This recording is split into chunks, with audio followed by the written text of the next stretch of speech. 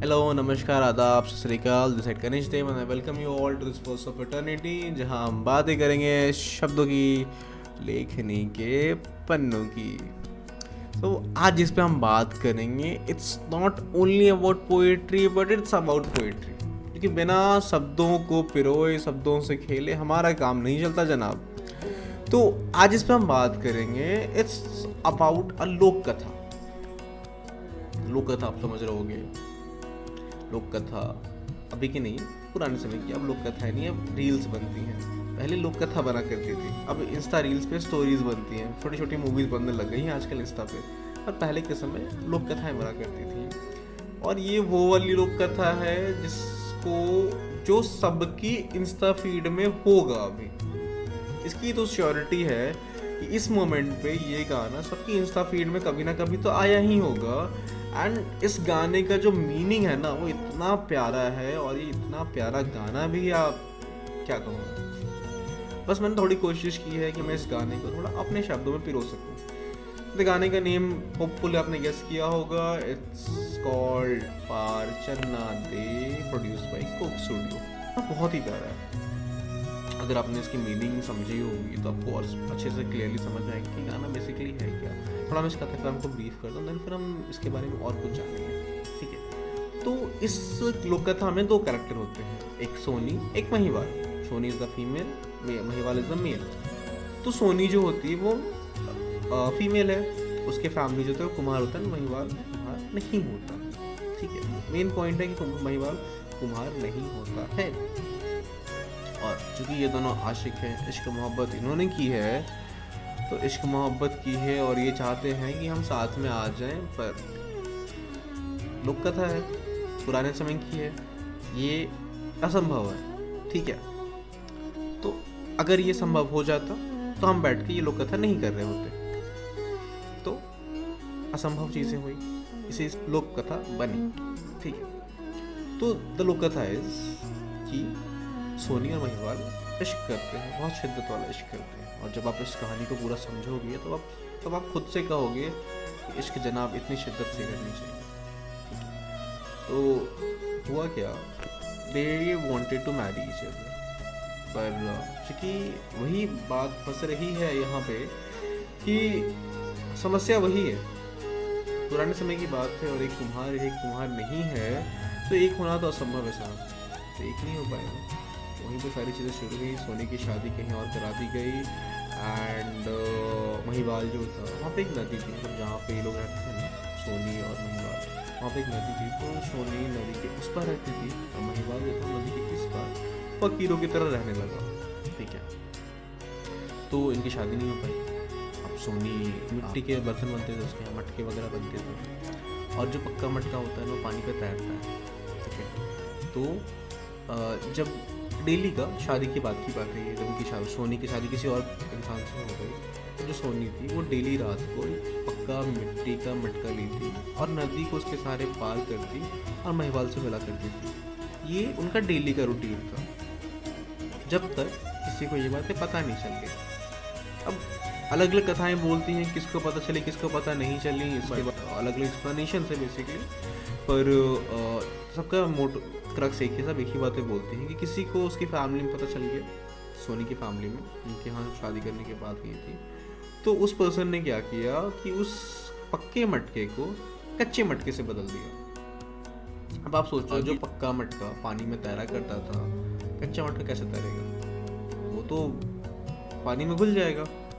Same happened, वो जब उस मटके के सहारे नदी पार कर रही थी, कच्चा मटका था, पानी में घुल गया एंड सी वो डूब गई। That's how it ended. But जब डूब गई तो कहानी कैसे बनी, जब वो डूब ही गई तो फिर ये चीज़ें बनी कैसे। मैं इनसे सिर्फ होकर नहीं बोल रहा हूँ, बस एक्सप्लेन करना चाह रहा हूँ इन चीज़ों को कि अगर वो डूब गई तो फिर ये कहानी बनी कैसी। तो बात ये है कि जो पूरा गाना है या जो पूरा कथा है, ये कन्वर्सेशन है between that girl and that pot. बहुत प्यारा कन्वर्सेशन है ये। अब जब उस गाने को सुनोगे ना, इस वीडियो को सुनने के बाद फिर जा के सुनना उस गाने को ना, आप भाई ट्रस्ट मी, आपको बहुत मज़ा आएगा इस बार सुनने में, ठीक है। तो क्या है, ये कन्वर्सेशन है between that girl and the pot, ठीक है। कुछ मैं आपको लाइन्स सुनाता हूँ इस गाने के, I know I am a very bad singer, I am trying my best, मैं आपको कुछ लाइन्स बस एक्सप्लेन करने के लिए बता सकूँ, फिर हम चलेंगे शब्दों की ओर, ठीक है। तो द लाइन और कुछ लाइन ऐसे है कि रात हनेरी नदी ठाठा मार दी, ठीक है। ये मटका बोल रहा है, रात हनेरी नदी ठाठा मार दी, अड़िए अड़िए हानी अड़िए, मतलब कि रात घनी है, नदी उछाल मार रही है। वो लड़की, ओ जिद्दी लड़की, रात घनी है, नदी उछाल मार रही है। वो चेतावनी देना चाहता है उस लड़की को कि मेरी चेतावनी दे रहा है कि रात घनी है, नदी उछाल मार रही है, मत जा। फिर आगे मटका बोलता है कि कच्ची मेरी मिट्टी, कच्चा मेरा नामनी, हाँ मैं नाकामनी, ठीक है, कि मेरी मिट्टी कच्ची है, मुझ पे भरोसा मत कर।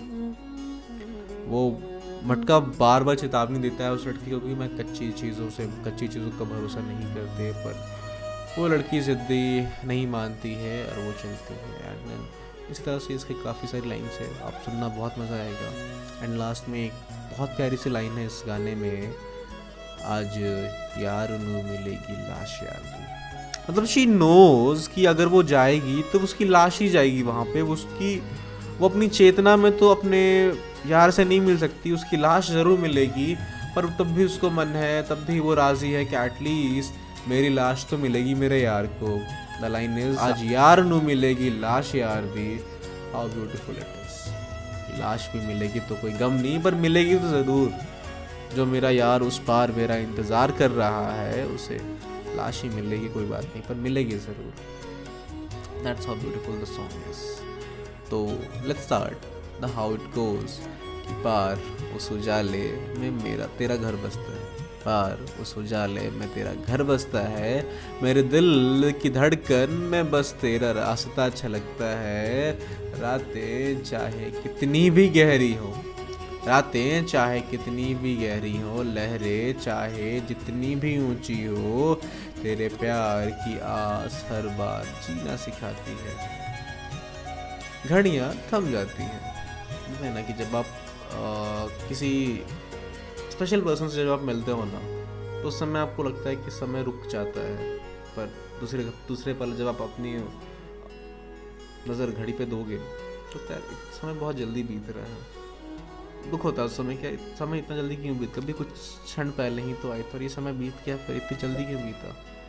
तो कुछ इस तरीके से ये जाती हैं पंक्तियाँ कुछ यहाँ पे कि घड़ियाँ थम जाती हैं जब तेरा ख्याल उतरता है, मानो वक्त भी हमें मिलाने की कोशिश करता है।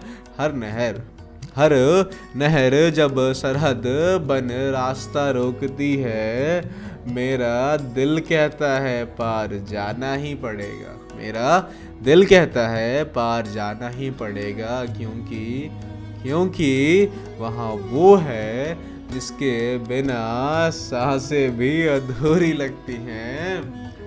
माना हूँ मैं कच्ची सी मिट्टी, कि माना हूँ मैं कच्ची सी मिट्टी, पर तू पक्का यकीन है मेरा, भले अधूरा है नाम मेरा, लेकिन तुझसे मिलके ही तो होगा पूरा। कहते हैं हम कच्चे रिश्तों की, जैसे मटके ने बात कही थी, कच्ची चीज़ें पे भरोसा करना थोड़ा मुश्किल होता है क्योंकि वो चीज़ें टिकाऊ नहीं होती, है ना। तो कहते हैं कि कच्चे लोग छूट जाते हैं, कच्चे रिश्ते टूट जाते हैं, पर मैं तुझसे कुछ यूँ जुड़ा हूँ जैसे तू मेरी मिट्टी, मैं तेरा जहाँ हूँ। और देख तू सामने नहीं है, वो चांद की रोशनी भी फीकी लगती है, कि देख तू सामने नहीं है, वो चांद की रोशनी भी फीकी लगती है। उसे देख दिल से बस एक ही दुआ निकलती है कि चाहे ले ले तू जान मेरी, बस मिला दे मुझे मेरे यार से।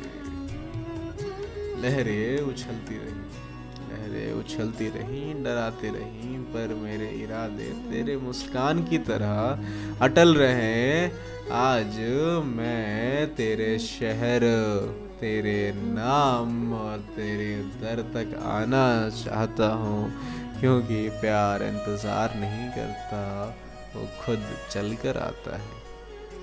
और अगर आपके सामने, अगर हमारे सामने टर्म्स रख दी जाए कि you will get your love, पर आपको कुछ सैक्रिफाइस करना पड़ेगा या फिर कुछ ऐसी कीमती चीज़ छोड़नी पड़ेगी, तो करने के लिए हम राज़ी हो जाते हैं। कहते हैं ना कि इश्क बहुत रूहानियत की चीज़ है, बहुत प्यारी सी चीज़ है। अगर इंसान इश्क में पड़ जाए तो पागल ही हो जाता है।